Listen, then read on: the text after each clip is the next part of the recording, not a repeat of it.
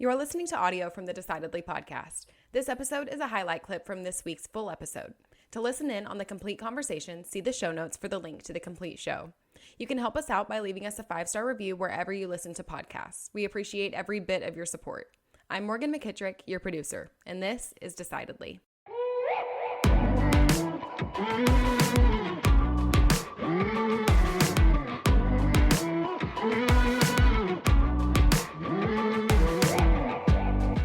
One of the most interesting learnings of my past maybe 12 months is something that you just hit on.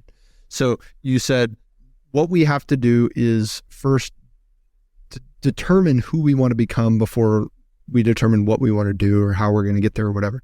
And my learning has been that running a business, all of the lessons of how to run a successful business are the same lessons of how to run a successful life, right? When you start your business, you don't start with what are you going to sell? You start with who would this business be? Why does this business exist? You start with that with your business, right? What's the very first thing you're going to do? You're going to come up with a purpose statement. You're going to come up with values. You're going to come up with a BHAG. You're going to come up with like an aim. What's the biggest thing that we could conceive of? That's our BHAG, right? It's the greatest thing that we could possibly imagine ever doing and becoming. And why is that important to us? Well, it's important to us because of these values. And then with our life, we go, what should I do next month? What should I do? Where should I go? What job should I get? It's like, well, who do you want to be as a human?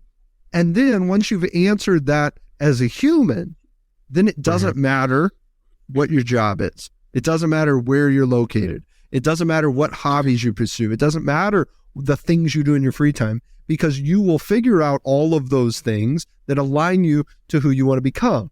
If you start your business with who do we want to become, then it doesn't matter what you sell. It doesn't matter who you hire. You're going to figure all those things out. Yeah, one of the things about business is obviously a business has to make money to exist, but the purpose of the business can't be to make money any more than the purpose of life is to breathe. I mean, you need to breathe to live, but you can't just exist to make money.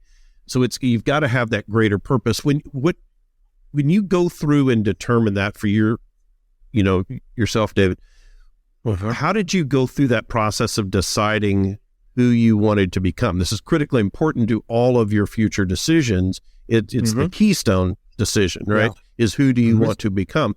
How did you go through that decision process? Remember we talked about that guy right up there? The 12-point buck behind you. Is that a deer or an elk? It's actually a stag. So, okay. So I was wrong twice. Elk, stag, they're pretty darn close. So what I started to go through this process of, again, when I started asking the question, who do I want to become? I didn't know. I had no idea. I didn't know how to answer the question. And what I started to realize is that I needed to compartmentalize. I needed to look at who I wanted to become as an entrepreneur, who I wanted to become as a father, who I wanted to become as a husband, who I wanted to become in my health and in my body, who I wanted, like all these different areas. And so what I started to do is I actually, a very useful book that I read is called The Alter Ego Effect by Todd Herman. Yeah. And this principle of understanding alter egos is kind of what the backing is in the research between courage and confidence, right? So courage and confidence, we know, are two very different things. People are like, well, just be confident. Well, confidence is only established once you have a proven track record. That's the only way that you're actually confident. Courage is very different. Courage is what you have to take when you've never done it before. You're like, I have no idea what I'm doing, but I'm going to be courageous. And so courage is where it's like the pretend confidence, right? And what I attribute it to is our kids. Like if I'm sure, Sean, Sanger, we're going to use you for an example. Perfect. When Sanger was a little wee man, right? There were times, right? I've got a 5-year-old, a 3-year-old, and a 1-year-old. When I see my kids tap into imagination, it's one of the most beautiful things you can experience as an adult, is seeing a kid get lost in imagination. And this book, what it started to outline was this basic understanding of like, if you could be whoever you wanted to be, and you could put together this alternate like personality, what would the attributes be? What would the characteristics be? Who would you be if you could take off all the baggage, all the pain, all the trauma, all of the stuff, all the victimhood? Who would you be if you had no limitations? And so in this book, it has you kind of go through this process of crafting your alter ego. And so my alter ego through this process it was an amalgamation of a few different things. Number one, Captain America. So I had Captain America, Daniel from the Bible, a stag, and Aragorn from Lord of the Rings. So my name was Captain Daniel Staghorn. So I had to literally, I just made this name, Captain Daniel Staghorn. And what I started to do is I had to start to step into those roles in every circumstance. So when I would stand on stage, I was privileged to do like some speaking. I was a speaker and head trainer for Tony Robbins for a while. And when I would step on stage, talk about like intimidation, one of the most well-known personal development motivational speakers on the planet, you're supposed to be stepping on stage representing this individual. I was not confident. I had to have tremendous courage. So what I would do when I would step on that stage is I would think, how would Captain America handle this right now? How would Captain Rogers, actually step into this right now? And how would he carry himself? How would he speak? How would he talk? And so in practicing, like the stag, for example, for me is more about my family. It's this presiding, right? It's this presiding, regal, kingly presence is like I'm overlooking and taking care of my family. And when I would show up for my kids and for my wife, I would have to like turn on this trigger and remember, okay, I need to step into who I want to be. I'm Captain Daniel Staghorn. I know this sounds hokey, but when you imagine enough and consistently, you actually start to, the research is now proven, you start to rewire your brain. Your neurochemistry change. Yeah. The neuroplasticity in the brain, you start to believe these things about yourself until one day you wake up and you're like, oh my gosh, I don't even recognize myself. I have become everything that I said that I would be. Now I've got to redefine success and who I want to become next. I need to create a new version. But for me, it was this process of taking courageous action and becoming extraordinarily accountable to be the father I wanted to be the husband I wanted to be, to fix my health, to build the business. And so those steps really came down to getting crystal clear and writing out these things. And I'll give a quick little exercise, 2 exercises for anyone listening that you can use to help you with this. The first one is you take a sheet of paper and you divide it in the middle. And on the left-hand side, you write down every single area of your life that you're dissatisfied with as it pertains to you personally. What do you not like about yourself? What are you dissatisfied with? What are you frustrated with? And on the opposite side of the page, you write one of 2 things. You either write what you want in your life. And if you don't know, because the average person doesn't know, we can list all the things we don't want, but very few of us can name what we do want. If you can, write down what you do want instead of this. If you can't, just write down the opposite. If you write down the opposite of whatever you wrote on the left-hand side of the page, it'll give you a clue or an indication of what you need to start aligning with, as Sanger said earlier, aligning actions and behaviors and thinking patterns and mentors and modeling. That's exercise number 1. It'll help you see the areas of your life that you can focus on changing. But then the other one was writing out my perfect day. I sat down one day and I wrote out my perfect day from the moment I woke up until the moment I went to bed. And guys, when I wrote this thing down, I laughed. I was like, ain't nobody on the planet have a day like this. There's no way that this could ever happen. Well, and what you have to do is you have to put work and play and family, all of it together. You can't just say my perfect day would be to go to Disneyland. Yeah, sitting on the beach for 12 hours. No. Yeah. You got to do a real day. You have to do a real day. And when I wrote it down, I laughed. I was like, there's no way this is ever possible. Because when I wrote it down, guys, I was working 60, 70, 80 hours a week, full-time corporate. Like there's no way.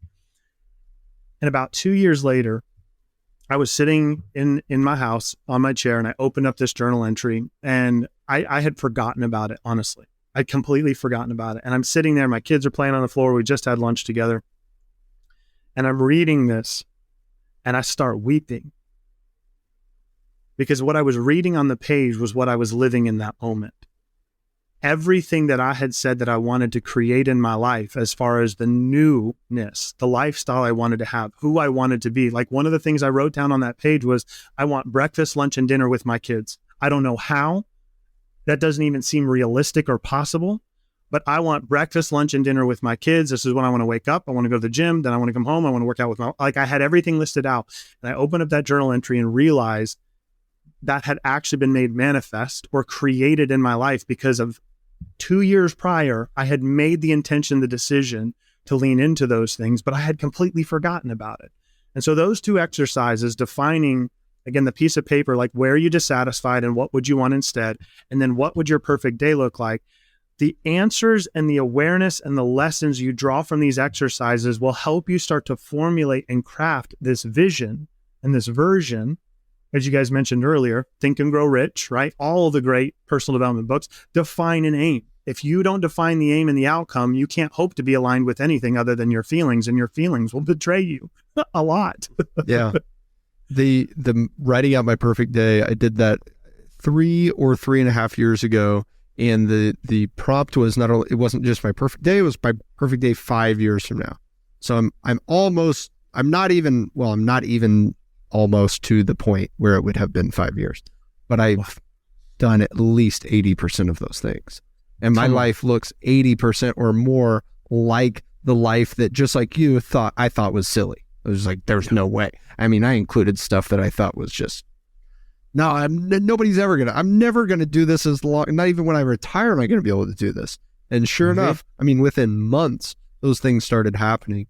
And some of that is like, when you imagine it, you've allowed yourself to believe it. My jiu-jitsu coach told me that since he was a kid and started wrestling, all the way to when he started competing jiu-jitsu, to when he was a professional fighter, in the UFC, things like that, he would visualize his match.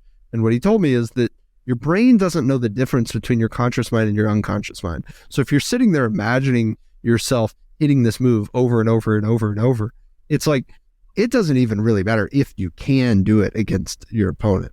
Your brain thinks you can now. And so now your brain treats that just the same as it would a conscious experience of you actually doing it. So you're more confident, you're more able to hit the move. That can be applied to, there's studies that show that's applied to weightlifting, where visualizing lifting the weight will allow you to lift a weight heavier than if you did not visualize. And I think that that's true with life. It's like visualizing the life that you want allows you to start making the steps to bring that life to reality.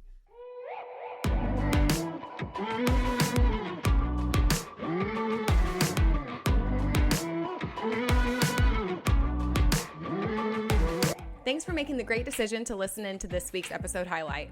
If you want more of what you just heard, see the show notes for the full episode. As always, for the latest decision-making tips, find us on decidedlypodcast.com or on Instagram @decidedlypodcast. And be sure to sign up for our weekly newsletter from the link in the show notes. Don't forget to leave us a 5-star review as well. We read all of your comments, so if you learned some decision-making tips today, let us know. Until next time, this is Decidedly.